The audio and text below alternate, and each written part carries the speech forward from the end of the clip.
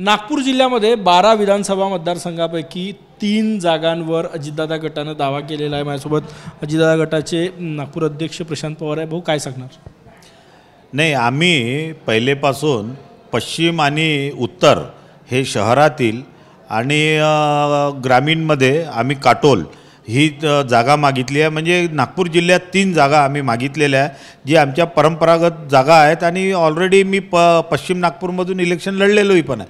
पण कोणालाही जर देत असतील तरी आम्हाला काही हरकत नाही। उत्तरमध्ये आमचं ऑलरेडी काम चालू आहे, सगळं पश्चिममध्ये काम चालू आहे आणि नागपूर शहरामध्ये राष्ट्रवादी काँग्रेस पक्षाचे जितके आंदोलनं आणि जनतेकरता जितकं काम करायचं तितकं काम आम्ही आज करून राहिलो आहे। म्हणजे भाजपनंतर जर कोणी काम करत असेल नागपूर शहरात जनतेचं तर राष्ट्रवादी काँग्रेस पक्षाचं नाव टॉपवर आहे। त्याच्यामुळे आम्हाला ह्या 2 जागा पाहिजे आहेत। परंतु भाजप एकही जागा सोडायला तयार नाही अशी परिस्थिती आहे। भाजपचे नागपूर ग्रामीण अध्यक्षांनी म्हटलं की तुमची ताकद नाही, सरपंचही नाही एक आहे, तर मग 3 जागा कशा देणार?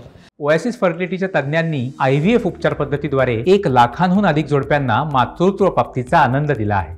मोफत अपॉइंटमेंट बुक करण्यासाठी आजच संपर्क साधा। मला एक कळत नाही की जिल्ह्याचे अध्यक्ष सुधाकर भाऊ कोळे यांना जर हे माहीत नाही की आमचे सरपंच किती आहेत आणि किती नाही, तर मग ते जिल्हाध्यक्ष कशाचे? त्यांना कशी काय माहिती नाही? आणि कोणत्या माहितीच्या आधारे? आमचं काटोल जिल्ह्यामध्ये सरपंच आहेत, आमचे उमरेडला सरपंच आहे, हिंगण्याला सरपंच आहेत काय, आणि शहरामध्येही ताकद आहे आणि ग्रामीणमध्येही ताकद आहे आणि त्यांना माहीत नाही म्हणजे कमालच आहे। पण हे शेवटी निर्णय हे वरच्या लेवलवर होणार आहेत, सुधाकर भाऊच्या लेवलवर काही होणार नाही।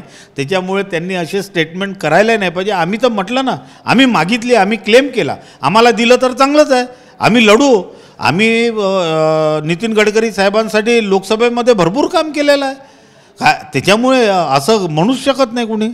तयारी आहे का, ताकद आहे का, तुमच्याकडे उमेदवार आहे का? 3 जागा तुम्ही मागताय। आमच्याकडे ताकद पण आहे, उमेदवार पण आहे आणि जनतेमध्ये जाण्याकरता आमच्याजवळ वेगवेगळे अजेंडा पण आहेत। त्याच्यामुळे आम्हाला हा एक प्रकारचा कॉन्फिडन्स आहे की आम्ही नागपूर जिल्ह्यातून कमीत कमी 2 जागा राष्ट्रवादी काँग्रेस पक्ष निवडून येईल। खूप खूप धन्यवाद। कॅमेरामॅन साईसह गजानन नुमाटे, TV9 मराठी, नागपूर।